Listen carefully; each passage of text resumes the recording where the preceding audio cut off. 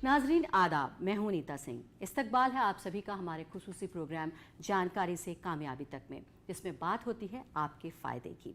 सरकार की ऐसी बहुत सारी स्कीम्स हैं जो कि वक्त और हालात को देखते हुए लोगों के फ़ायदे के लिए लॉन्च की गई हैं।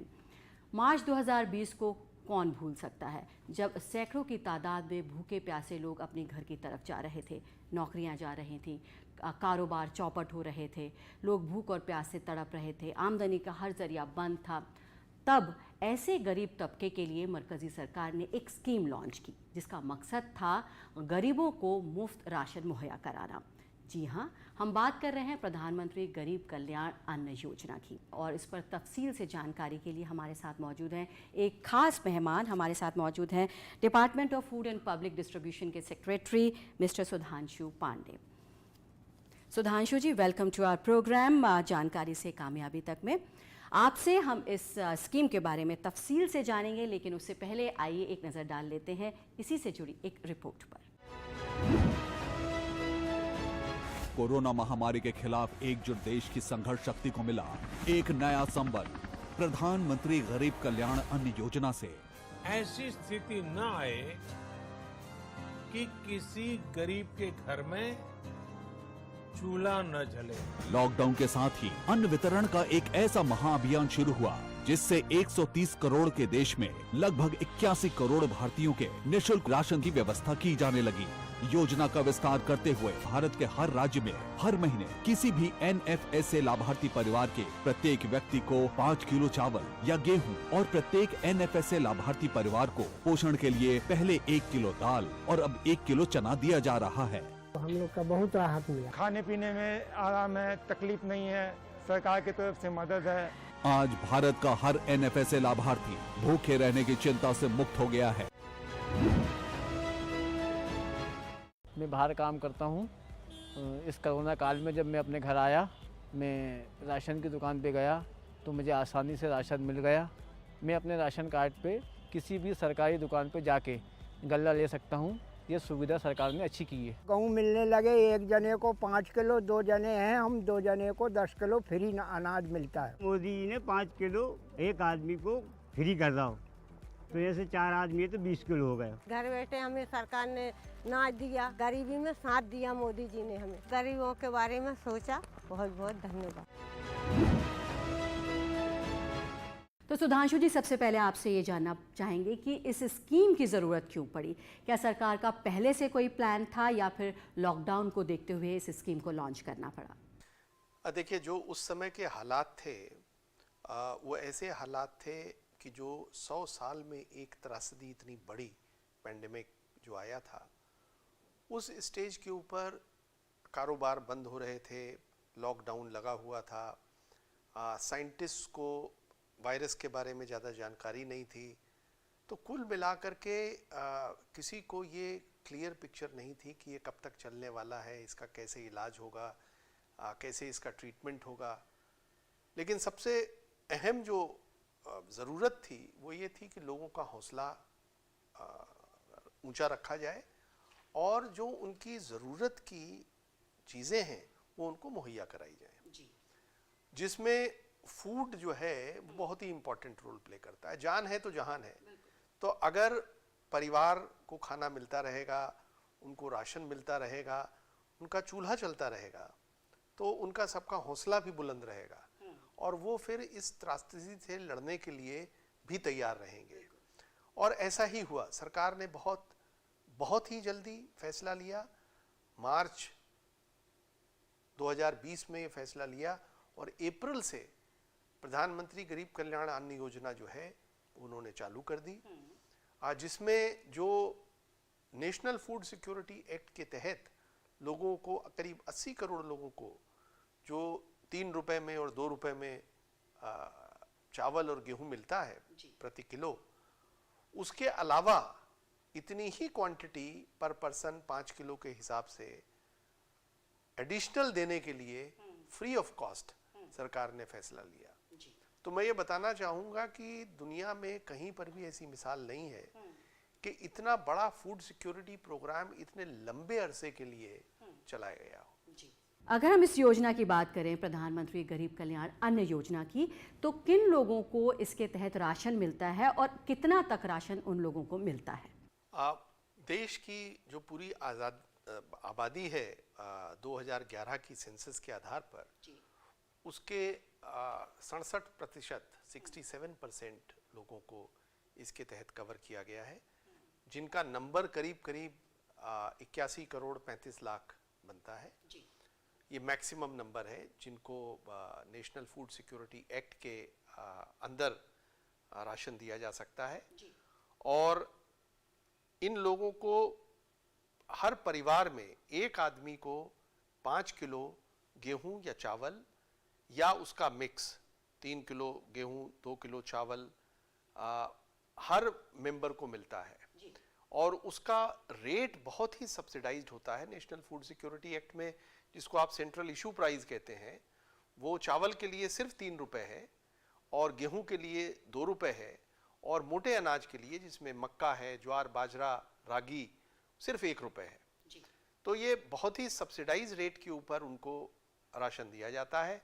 जो प्रधानमंत्री गरीब कल्याण अन्न योजना लाई गई, उसमें यही पूरी की पूरी जो 81 करोड़ 35 लाख आबादी है, इसको एडिशनल जो नेशनल फूड सिक्योरिटी एक्ट के तहत उनको खाद्य सुरक्षा अधिनियम के तहत जो दिया जा रहा था, उसके अलावा इसी स्केल पर, मतलब 5 किलो हर आदमी को परिवार के additional free of cost ration दिया जा रहा था। सुधांशु जी, एक अहम सवाल ये है कि जो राशन की दुकानों पर मिलता है, सब्सिडी वाला राशन, क्या उससे अलग ये राशन है जिसकी हम बात कर रहे हैं कि इस योजना के तहत मुफ्त राशन दिया जाएगा?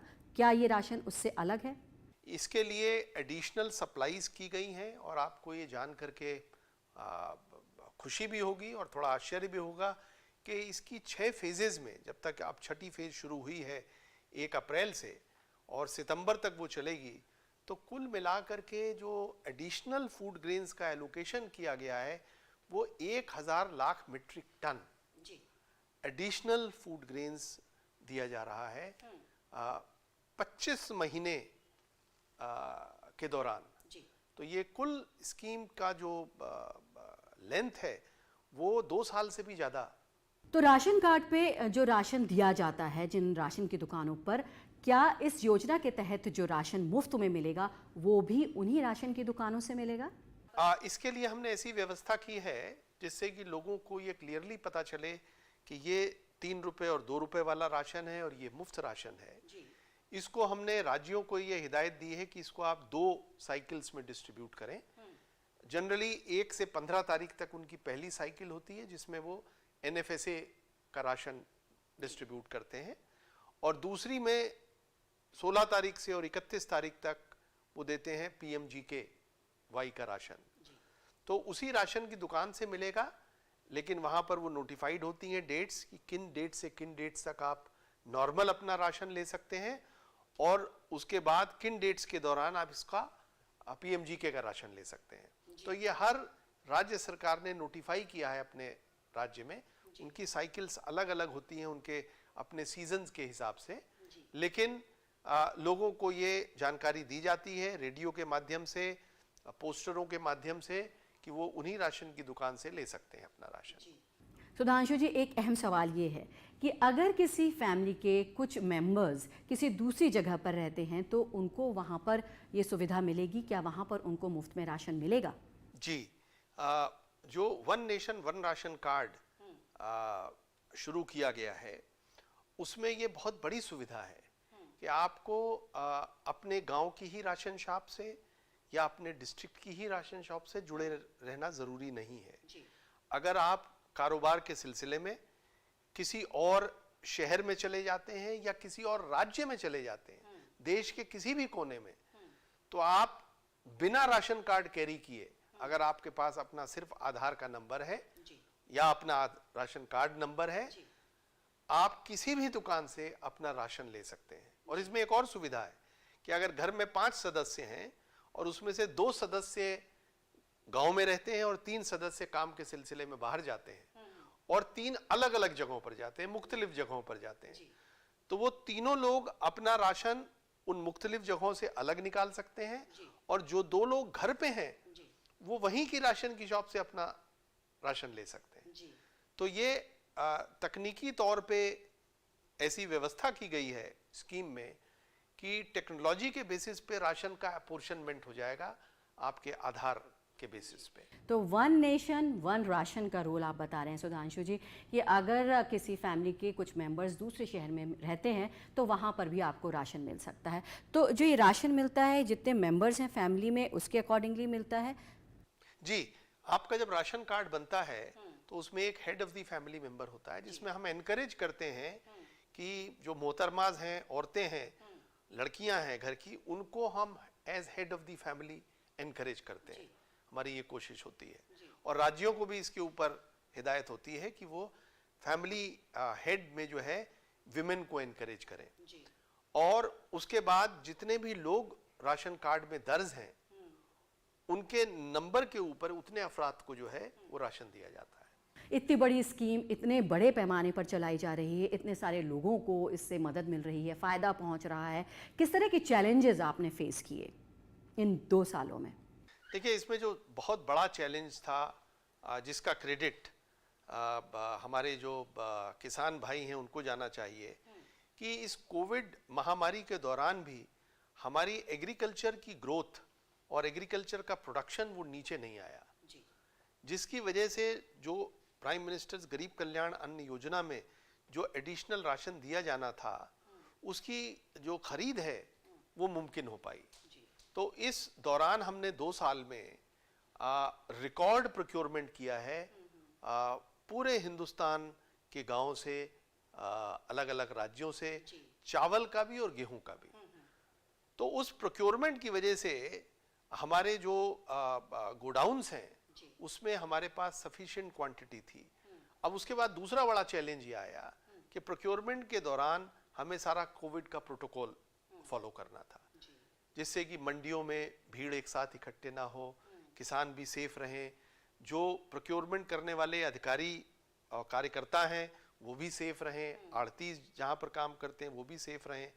तो हमने इस पूरे प्रोसेस को डिजिटल प्रोसेस बना दिया। तो प्रोक्योरमेंट में आपका प्री रजिस्ट्रेशन हो जाता है, फार्मर का घर पे बैठे बैठे वो किस मंडी में किस दिन स्लॉट लेना चाहता है वो ऑनलाइन स्लॉट ले लेता है कि मैं इस दिन इस मंडी में इतने से इतने बजे के बीच में आना चाहता हूं। तो उसके लिए प्रोक्योरमेंट की व्यवस्था उस दिन उस मंडी में उस हिसाब से हो जाती है। प्रोक्योरमेंट इसी तरीके से पूरे देश में हमने प्रोक्योरमेंट सेंटर्स भी बढ़ा दिए, जिससे कि जो प्रोटोकॉल फॉलो करना है कोविड से रिलेटेड, लोगों का दूरी का, वो भी हम फॉलो करें। और उसके बाद जो दूसरा बड़ा चैलेंज था वो ये था कि इतनी क्वांटिटी में राशन को एक जगह से दूसरी जगह ट्रांसपोर्ट करना, क्योंकि ये जो क्वांटिटी थी ये नॉर्मल क्वांटिटी का डबल थी। एक साल में हम करीब करीब 550 से 600 लाख मीट्रिक टन राशन जो है वो डिस्ट्रीब्यूट करते हैं। और उसमें मैंने जैसा आपको बताया उतनी ही क्वांटिटी हर साल और ऐड हो गई। तो रेलवे रेक्स का अरेंज करना, ट्रक्स का अरेंज करना, उनका मूवमेंट, लोडिंग, अनलोडिंग, ये अपने आप में बहुत बड़ा ऑपरेशन था, जिसका लोगों को शायद, लोग लॉकडाउन में थे उस समय, उनको अंदाजा नहीं है कि इसके पीछे किस तरीके से food corporation of India, state की स्टेट वेयर हाउसिंग कॉरपोरेशंस, हमारी सेंट्रल वेयर हाउसिंग कॉरपोरेशंस के लोग रात दिन काम करते रहे। ये 24/7 काम चलता था। 2 सालों से ये स्कीम चल रही है। सरकार का जो मकसद था कि कितने लोगों को ये फ़ायदा पहुंचाना है, उन्हें उतने लोगों को फ़ायदा पहुंच चुका है या उससे ज़्यादा लोगों को इस स्कीम का फ़ायदा पहुंचा है? अब तक कुल कितने लोग इसका फ़ायदा उठा चुके हैं? इसका हम अपने लेवल पे भी जो है आंकलन करवाते हैं, इवैल्यूएशन करवाते हैं, और बहुत सारी third party agencies, independent bodies, उन्होंने खुद भी इसका अपने लेवल पे इवैल्यूएशन किया है और आपको जान के खुशी होगी कि जो बहुत क्रिटिकल बॉडीज हैं उन्होंने भी सरकार के इस प्रोग्राम की बहुत सराहना की है, उन्होंने बहुत तारीफ की है और ये कहा है कि ये एक ऐसा प्रोग्राम था जिससे लोगों को राहत मिली, लोगों के घर तक ये राशन पहुंचा और लोगों के चूल्हे को इस कोविड महामारी के दौरान भी जलाए रखने में इस स्कीम ने बहुत तो बड़ा। कितने लोगों को अब तक इसका फायदा पहुंचा? देखिए हर महीने जैसा मैं बता रहा हूं आपको 78 से 80 करोड़ लोगों को तक ये राशन जाता है और ये 2 बार जा रहा है अब। एक बार जो राष्ट्रीय खाद्य सुरक्षा अधिनियम है उसके तहत और दोबारा, तो उसको आप कर लीजिए कि अगर वो आदमी 2 बार आ रहा है तो करीब करीब 160 करोड़ लोगों को आप हर महीने राशन दे रहे हैं, जबकि वो। सुधांशु जी, इस स्कीम को 2 साल हो चुके हैं। स्कीम मार्च 2022 में खत्म होनी थी, लेकिन इसकी मियाद 6 महीने के लिए बढ़ा दी गई है। इसके पीछे क्या वजह है? देखिए, सरकार ने बहुत सोच समझ के फैसला लिया। जो कोविड की महामारी थी उसका असर धीरे धीरे कम हो रहा था, लेकिन लोगों के पूरी तरीके से जॉब्स वापस नहीं आए थे। अभी पूरी तरह से इकोनॉमी ने अपनी रफ्तार नहीं पकड़ी थी। बहुत सारे इकोनॉमी के ऐसे सेक्टर्स हैं जिनमें अभी भी जॉब लॉस जो है वो रिस्टोर नहीं हुआ है पूरी तरह से। इसी दौरान थोड़ी सी जियोपॉलिटिकल सिचुएशन भी ऐसी हो गई जिससे कि जो इकोनॉमिक डिसरप्शंस थे उसकी वजह से महंगाई में भी थोड़ी बढ़ोतरी आई। तो इन सब को देखते हुए सरकार ने ये फैसला लिया कि गरीब आदमी को राशन अभी देना 6 महीने बहुत लाभकारी होगा।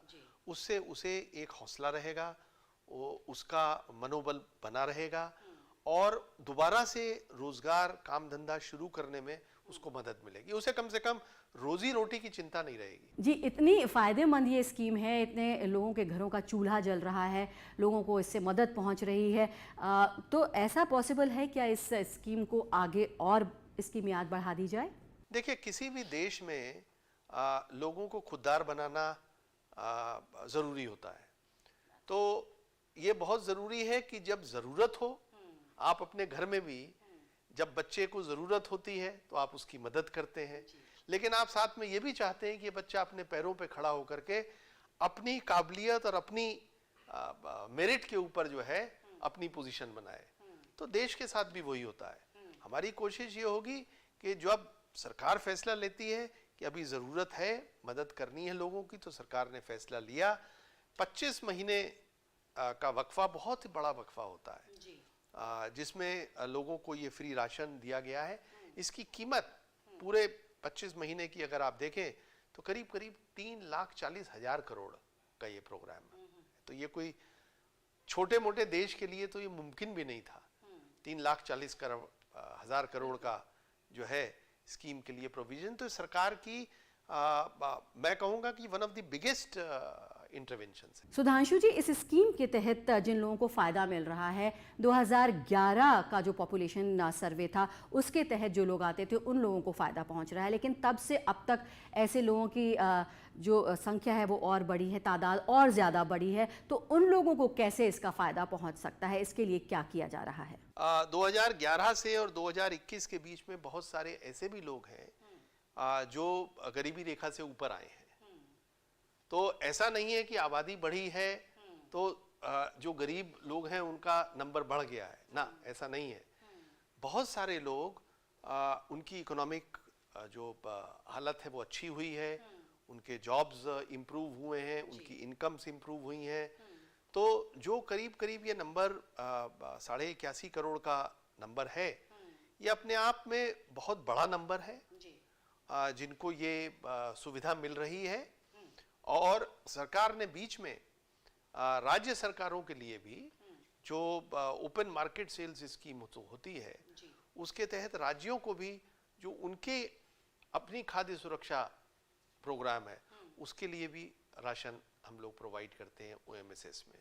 तो कुल मिलाकर के उनके पास भी करीब करीब 7 करोड़ राशन कार्ड हैं जिस पे वो देते हैं, और सेंट्रल गवर्नमेंट के करीब NFSA में 20 करोड़ से ऊपर राशन कार्ड हैं। तो कुल मिलाकर के देखें तो एक बहुत बड़ी तादाद जो देश की है वो कवर्ड थी इस प्रोग्राम में, और किसी को मुझे नहीं लगता है कि दिक्कत आई इस प्रोग्राम के बेनिफिट्स को लेने। इस स्कीम के तहत अब तक कितना राशन बांटा जा चुका है? देखिए, कुल प्रोग्राम के हिसाब से जो बंटना है आखिर तक, वो करीब करीब 1003 लाख मीट्रिक टन जो है वो राशन बटेगा, जिसमें गेहूं और चावल दोनों होंगे। और अभी तक करीब करीब आप मान सकते हैं कि करीब करीब 700 लाख मीट्रिक टन के करीब जो है वो राशन बटा है। जी, जो लोग इस स्कीम का फ़ायदा लेना चाहते हैं, तो क्या रिक्वायरमेंट्स है, किस तरह के डॉक्यूमेंट्स होने चाहिए कि वो इसका? इसमें किसी भी डॉक्यूमेंट की ज़रूरत नहीं है। आपके पास सिर्फ अगर NFSA राशन कार्ड है तो आप इस स्कीम के हकदार हैं, और आप as a matter of right ration जो है किसी भी दुकान से देश में ले सकते हैं। जिन लोगों के पास राशन कार्ड नहीं है वो इस स्कीम का हिस्सा कैसे बन सकते हैं, कैसे इस स्कीम से जुड़ सकते हैं? जिनके पास राशन कार्ड नहीं है उनके लिए अगर मैं आपको ये बताऊं कि 2014 से लेकर के और अब तक जो है करीब करीब 4.5 से 5 करोड़ जो राशन कार्ड थे उनको डिलीट किया गया, और नए राशन कार्ड होल्डर्स को नया राशन कार्ड दिया गया। तो ये वही लोग थे जिनको राशन कार्ड पहले नहीं था, लेकिन अब उनका राशन कार्ड बन गया है। और ये काम लगातार हम राज्य सरकारों के साथ कर रहे हैं, और ये भी टेक्नोलॉजी की वजह से संभव हो पाया है। ये मुमकिन सिर्फ इसलिए हो पाया है क्योंकि आज आधार की वजह से हम आइडेंटिफाई कर सकते हैं कि एक ही आधार नंबर 2 जगह तो नहीं है, एक ही आधार नंबर के कई कार्ड्स तो नहीं है। तो हम उन लोगों को डिलीट करके, और जो ज़्यादा हकदार लोग हैं उनको राज्य सरकारों के जरिए उनका राशन कार्ड बनवाते हैं। तो आपने बताया कि राशन कार्ड होना बहुत ज़रूरी है, आधार कार्ड भी होना ज़रूरी है इस स्कीम से जुड़ने के लिए। अगर ये डॉक्यूमेंट्स हैं, क्या उसके बाद भी रजिस्ट्रेशन कराने की ज़रूरत होती है? आधार आपका होना इसलिए ज़रूरी है क्योंकि उससे आपका ही राशन प्रोटेक्ट होता है। अगर आपका राशन कार्ड बन गया है तो आपको कोई रजिस्ट्रेशन की ज़रूरत नहीं है। राशन कार्ड बनने के बाद वो आपका एक तरीके से एंटाइटलमेंट शो करता है, और आप उसका बेनिफिट कहीं पर भी ले सकते हैं। तो सुधांशु जी, इस स्कीम को आगे चलाने का सरकार का कोई इरादा है या नहीं? देखिए, मैंने कहा सरकार कोई भी फैसला लेती है वो ज़रूरत को, समय को और हालात को देखते हुए लेती है, और सरकार ने पहले भी ऐसे ही फैसला लिया, अभी भी ऐसे ही फैसला लिया है। लॉकडाउन का सबसे ज़्यादा असर कमज़ोर गरीब तबके पर हुआ। उनके लिए रोजी रोटी जुटाना भी मुश्किल हो गया।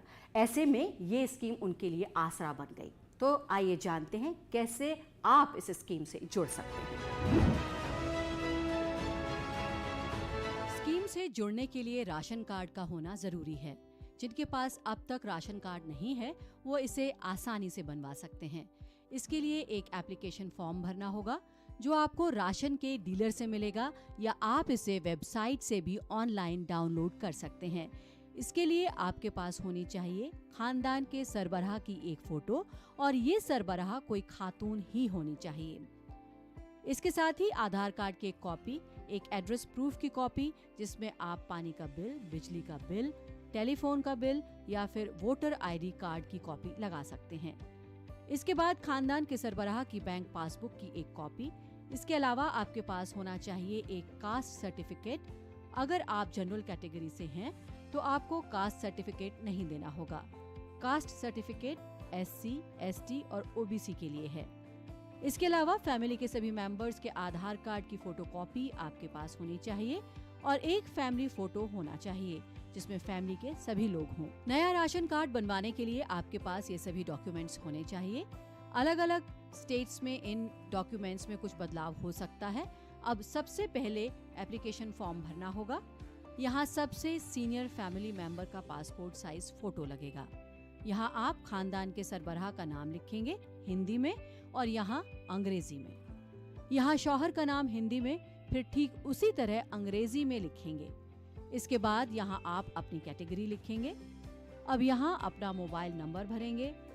यहाँ पर आपको भरनी होगी अपनी बैंक डिटेल्स, जिसमें बैंक का नाम, ब्रांच का नाम, IFSC कोड, बैंक खाता नंबर लिखेंगे। इसके बाद यहाँ जिनके नाम का राशन कार्ड बनना है उनके आधार कार्ड का नंबर भरना होगा। अगर आधार कार्ड नहीं है तो आधार कार्ड के लिए अप्लाई करना होगा और वहाँ से जो एनरोलमेंट नंबर मिलेगा वो आपको यहाँ भरना होगा। इसके बाद आपको यहाँ पर वोटर आईडी कार्ड का नंबर लिखना होगा। आप क्या काम करते हैं यानी आपकी आमदनी का जरिया क्या है वो आपको यहाँ बताना होगा। यहाँ अपनी पैदाइश की तारीख भरेंगे। अब आगे आपसे पूछा जाएगा आपका रिहायशी पता, परमानेंट एड्रेस और करंट एड्रेस दोनों यहाँ भरने होंगे। यहाँ नीचे आप अपने राशन डीलर का नाम भरेंगे, अपनी सालाना कमाई लिखेंगे, आपके पास गैस कनेक्शन है या नहीं, अगर है तो किस कंपनी का, गैस कनेक्शन का नंबर क्या है, एजेंसी का नाम, यहाँ सभी डिटेल्स आपको भरनी होंगी। साथ ही गैस की पासबुक के फोटोकॉपी भी जमा करनी होगी। इसके बाद यहाँ नीचे आपको देनी होगी अपनी तमाम फैमिली डिटेल्स। सबसे पहले भरेंगे फैमिली के सरबराह का नाम, फिर उनके वालिद का नाम, जेंडर और रिलेशन क्या है वो लिखेंगे, डेट ऑफ बर्थ, यहाँ आधार कार्ड का नंबर लिखेंगे और सालाना कितनी कमाई है वो लिखेंगे। इसी तरह बारी बारी सभी फैमिली मेंबर्स की डिटेल्स भरनी होगी। यहाँ सिग्नेचर करना होगा। अगर सिग्नेचर नहीं कर सकते हैं तो अपने अंगूठे का निशान लगाना होगा। इसके बाद यहाँ नीचे डिक्लेरेशन देना होगा, जैसे कि सबसे senior family member income tax भरता है या नहीं, कोई 4 व्हीलर है या नहीं। इसी तरह आगे दिए गए सारे सवालों का जवाब हाँ या नहीं में देना होगा। यहाँ फिर से सिग्नेचर करना होगा। अब आपका फॉर्म सक्सेसफुली फिल हो चुका है। इसके बाद फॉर्म के साथ तमाम दस्तावेज की फोटोकॉपी और सभी फैमिली मेंबर्स के आधार कार्ड की फोटोकॉपी लेकर अपने राशन डीलर के पास जमा कर सकते हैं या फिर फूड सप्लाई ऑफिस में फॉर्म जमा करेंगे। इसके बाद 7 दिन के अंदर आपका राशन कार्ड बन जाएगा। राशन कार्ड आप ऑनलाइन भी डाउनलोड कर सकते हैं और अपने राशन डीलर या फूड सप्लाई ऑफिस से भी इसे ले सकते हैं। जहां भी आपने फॉर्म जमा किया था वहां से आप इसे ले सकते हैं। इस तरह आपका राशन कार्ड बन जाएगा। अगर आप भी प्रधानमंत्री गरीब कल्याण अन्न योजना का फायदा उठाना चाहते हैं और मुफ्त राशन लेना चाहते हैं तो राशन कार्ड लेकर राशन डीलर के पास जाने भर से आपका काम हो जाएगा। आपकी बायोमेट्रिक पहचान दर्ज की जाएगी, राशन कार्ड देखा जाएगा, जिसके बाद आपको मुफ्त राशन मिल जाएगा। इसके लिए आपसे किसी तरह की कोई कीमत नहीं वसूल की जाएगी। वजीर आजम की इस स्कीम के तहत 80 करोड़ लोगों को मुफ्त में राशन मिल रहा है और अगले 6 महीने के लिए इस स्कीम की मियाद एक बार फिर बढ़ा दी गई है। अगर आपके पास राशन कार्ड है तो आप भी इस स्कीम का हिस्सा बन सकते हैं। उम्मीद करते हैं कि ये तमाम मालूमात आपको पसंद आई होगी। सुधांशु जी, आपने इतनी अच्छी जो जानकारी दी, जो लोगों को परेशानी होती है, दिक्कतें होती हैं राशन कार्ड बनवाने में, लगता है कि लोगों की अब दिक्कतें और डर दूर हो जाएगा। शुक्रिया, बहुत बहुत शुक्रिया, थैंक यू। तो नाजरीन, आपसे फिर होगी मुलाकात अगले एपिसोड में एक नई स्कीम के साथ। फिलहाल मुझे दीजिए इजाजत। आदाब।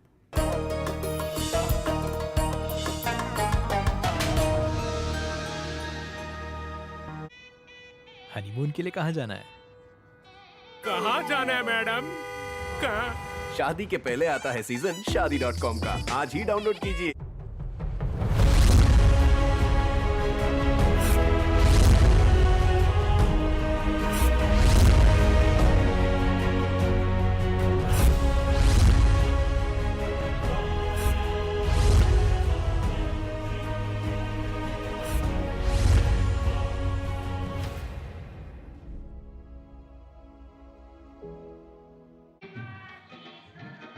कैसा लग रहा है मैडम? फेशियल कैसा लग रहा है? शादी के पहले आता है सीजन शादी.com का। आज ही डाउनलोड कीजिए।